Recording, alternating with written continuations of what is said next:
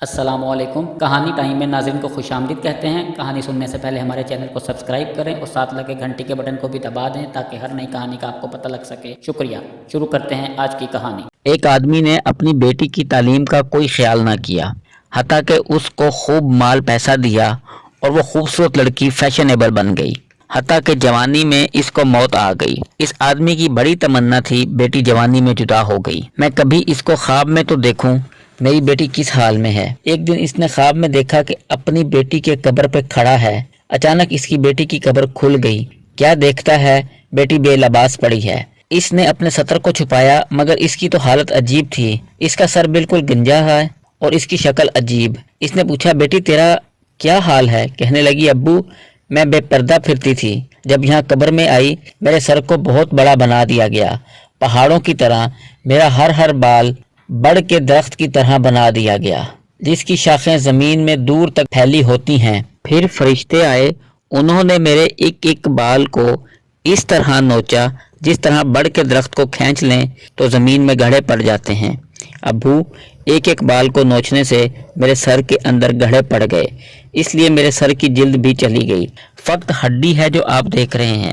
اس نے کہا، بیٹی تمہارا چہرہ بھی وہ نہیں۔ کہنے لگی، ابو آپ دیکھ رہے ہیں، آپ کو میرے دانت نظر آ رہے ہیں، ہونٹ نہیں ہیں۔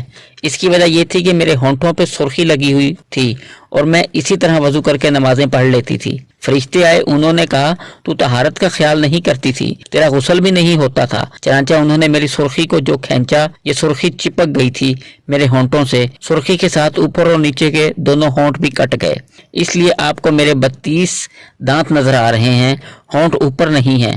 باپ نے کہا، بیٹی تیرے ہاتھوں کی انگلیاں زخمی نظر آتی ہیں۔ لڑکی نے کہا، ابو میں ناخن پالش لگایا کرتی تھی۔ فرشتے آئے، کہنے لگے، تیرے ناخنوں کو ہم کھینچیں گے۔ انہوں نے میرے ایک ناخن کو کھینچا۔ ابو میرے ہاتھ پہ زخم ہے، میرے چہرے پر زخم ہے، میرے سر پر زخم ہے، میں بتا نہیں سکتی۔ آپ نے مجھے اتنی محبت دی تھی، میں نے جو خواہش کی ابو آپ نے پوری کر دی، مجھے اتنی محبت دی، میں تو غم پریشانی کو جانتی نہیں تھی، شہزادیوں کی طرح آپ نے پالا۔ کاش ابو آپ مجھ پر ایک احسان کرتے، مجھے کچھ دین کی سمجھ بھی بتا دیتے، میں اس عذاب میں گرفتار نہ ہوتی۔ نہ میں خامد کو بلا سکتی ہوں، نہ میں آپ کو پیغام بھیج سکتی ہوں، اکیلی یہاں پڑی ہوں۔